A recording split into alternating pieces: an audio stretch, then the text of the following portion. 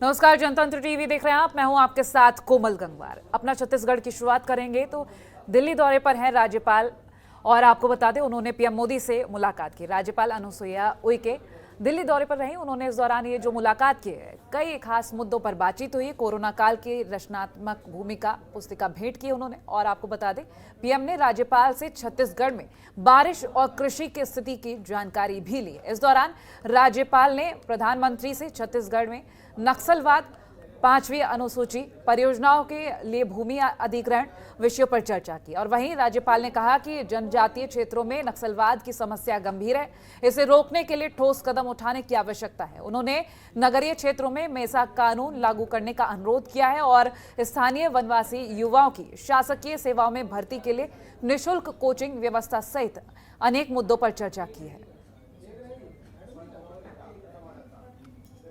तो ये खबर आप तक पहुंचा रहे हैं। राज्यपाल अनुसुईया दिल्ली दौरे पर रही हैं और उन्होंने पीएम नरेंद्र मोदी से जो मुलाकात की, इस दौरान पुस्तक भेंट की। और वो भेंट की तस्वीरें आपको दिखा रहे हैं। जो आज मुलाकात हुई वो तस्वीरें आप देख रहे हैं, पीएम नरेंद्र मोदी और राज्यपाल अनुसुईया उइके। तो कई ऐसे मुद्दे रहे हैं जिन पर चर्चा की गई है। और ऐसे में आपको बता दें, वनवासी युवाओं के लिए शासकीय सेवाओं में भर्ती करने के लिए निःशुल्क कोचिंग की बात कही गई है। संवाददाता मनमोहन नेताम हमारे साथ फोन लाइन पर जुड़ गए अधिक जानकारी के लिए। मनमोहन, आपसे जानेंगे आज ये जो मुलाकात हुई है दिल्ली में राज्यपाल अनुसुईया और पीएम नरेंद्र मोदी की, क्या कुछ खास रहा है?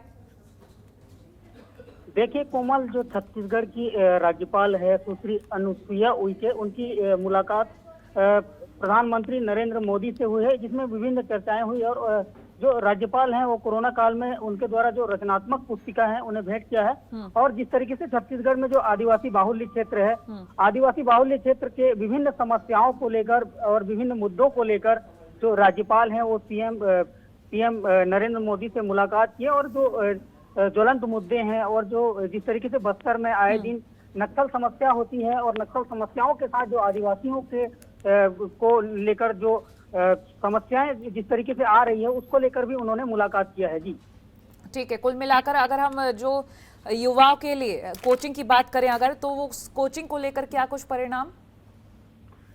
देखिए, छत्तीसगढ़ का जो आदिवासी बाहुल्य क्षेत्र है बस्तर क्षेत्र में जिस तरीके से नक्सल समस्या से जूझ रहा है बस्तर क्षेत्र, और बस्तर क्षेत्र में जिस तरीके से शिक्षा व्यवस्था होना चाहिए, हालांकि जमीनी स्तर पर शिक्षा व्यवस्था उस तरीके से नहीं हो रही है। तो इस पूरे मसले को लेकर जो मुद्दे हैं उसे लेकर उन्होंने प्रधानमंत्री नरेंद्र मोदी से मुलाकात की है। और साथ ही जो वन भूमि में जिस तरीके से लघु वनोपज की खरीदी एवं वन संरक्षण अधिनियम की समीक्षा, वनवासी युवाओं को आने वाले निःशुल्क कोचिंग व्यवस्था एवं विभिन्न मुद्दों को लेकर उन्होंने पीएम नरेंद्र मोदी से चर्चा किया है। जी चलिए, बहुत शुक्रिया मनमोहन तमाम जानकारी हमसे साझा करने के लिए। तो ये तस्वीरें आपको दिखा रहे हैं और पीएम से कई मुद्दों पर चर्चा की गई। दिल्ली दौरे पर रही थी राज्यपाल अनुसुईया उइके और कई ऐसे मुद्दे थे जिनको लेकर बातचीत की गई और विकास को लेकर ये सब मुद्दे रखे गए थे।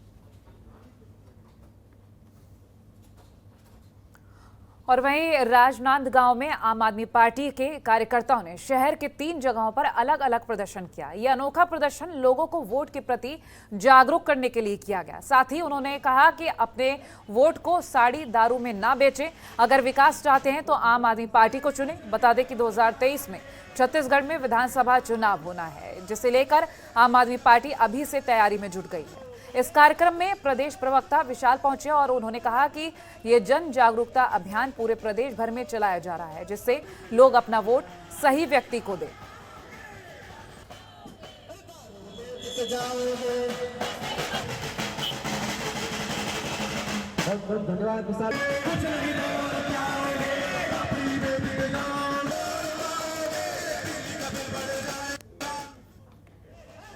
लोग एक जागरूकता अभियान चला रहे हैं जिसमें लोग 10 रुपए के लालच में आकर वोट दे देते हैं, तो फिर देखते हैं कैसी सरकार मिलती है।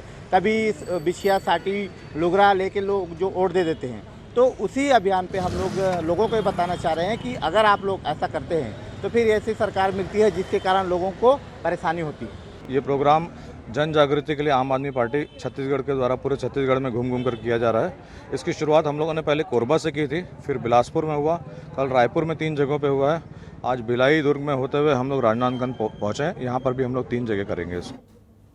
बिलासपुर में वैक्सीन की डोज भेजी गई है। बता दें कि वैक्सीन खत्म हो जाने से जिले में पिछले 3 दिनों से वैक्सीनेशन की प्रक्रिया ठप पड़ी हुई थी। बड़ी संख्या में लोग वैक्सीन लगवाने के लिए पहुंच रहे थे, लेकिन वैक्सीनेशन सेंटरों पर वैक्सीन नहीं मिल पा रही थी।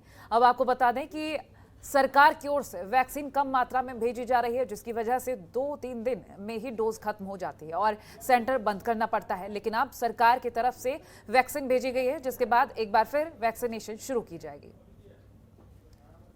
तो वैक्सीनेशन को लेकर ये तस्वीरें सामने आ रही हैं। बता दें, डोजेस को लेकर लोगों में मायूसी देखी गई, क्योंकि कई बार ऐसा होता है कि लोग वैक्सीनेशन करवाने जाते हैं लेकिन वैक्सीन के डोजेस खत्म हो जाते हैं, तो मायूस होकर इन लोगों को लौटना पड़ रहा है। लेकिन फिलहाल प्रशासन की तरफ से वैक्सीन के डोजेस भेजी गए हैं बिलासपुर, जहां अब फिर से वैक्सीनेशन की प्रक्रिया शुरू की गई है। हालांकि आपको बता दें कि जो वैक्सीन के डोजेस भेजे जा रहे थे उसको देखते हुए 2 से 3 दिन में ही ये डोजेस खत्म हो रहे थे, क्योंकि लोग बड़ी संख्या में वैक्सीनेशन के लिए पहुंच रहे थे।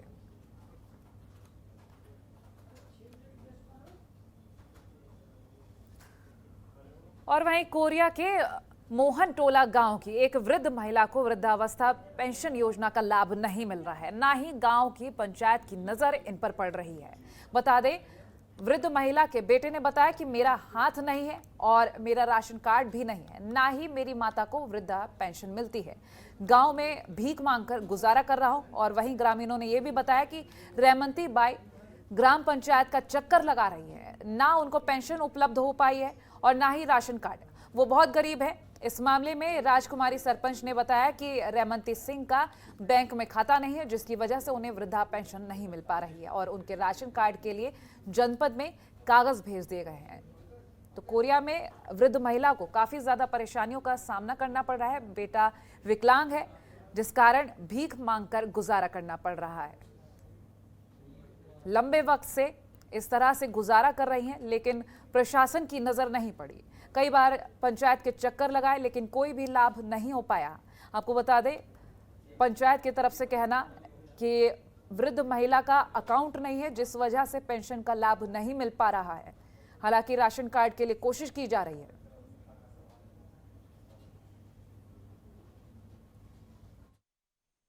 खाता नहीं खुलने के कारण वृद्धा पेंशन नहीं मिल पा रहा है। राशन कार्ड के लिए जनपद में कागज भेज दिया गया है। वृद्ध पेंशन सर नहीं मिल रहा है, 90 साल के बुजुर्ग। उसमें आवेदन ही नहीं आया है, आवेदन दीजिए, करवाइए। उसका लड़का हूँ माता राम का, उसमें मेरा हाथ एक से लुलवा हो गया है, विकलांग है और उसी की सेवा में मैं रहता हूँ। विकलांग है, माता राम को मैं बड़ी परेशानी है, उसको न राशन कार्ड मिले न कुछ पेंशन मिले, उसको इधर उधर मांग जुगाड़ करके मांग खा के लान के उसको खिलाता हूँ। और वहीं बलरामपुर जिले के राजपुर में पुलिया का निरीक्षण करने पहुंचे इंजीनियर की टीम के साथ गांव में ही अलग ही तस्वीर सामने आई। बता दें, यहां मारपीट की गई और ग्रामीणों को जैसे ही सूचना मिली कि विभाग के अधिकारी गांव में पहुंचे हैं, ग्रामीण मौके पर पहुंचकर अधिकारियों से अपनी मेहनत की मजदूरी मांगने लगे। इसके साथ ही अधिकारियों और ग्रामीणों में विवाद भी हो गया, जिसके बाद ग्रामीणों ने अधिकारियों पर हमला कर दिया। घायल अधिकारी किसी तरह से बचकर वहां से निकले और अपने साथ हुई मारपीट का अधिकारियों ने मामला भी दर्ज नहीं कराया है। तो बलरामपुर से ये खबर आप तक पहुंचा रहे हैं। पुल का निरीक्षण करने गई टीम के साथ ग्रामीणों ने मारपीट की है। जो इंजीनियर की टीम गई थी उसके साथ मारपीट की और जो टीम गई थी उससे अपनी मजदूरी भी मांगने लगे थे।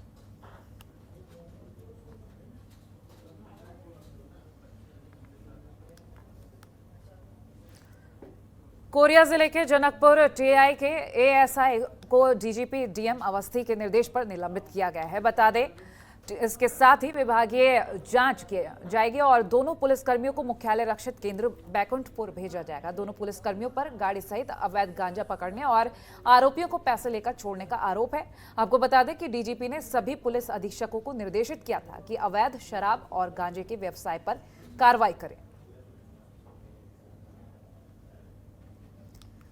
तो डीजीपी के निर्देश पर निलंबन की प्रक्रिया की गई है और पुलिस कर्मियों पर आरोपियों को पैसे लेकर छोड़ने का भी आरोप है।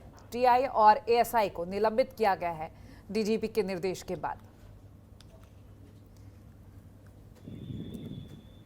तो ये खबर आप तक पहुंचा रहे हैं। कोरिया से टीआई और एएसआई के निलंबन की प्रक्रिया पूरी कर दी गई है।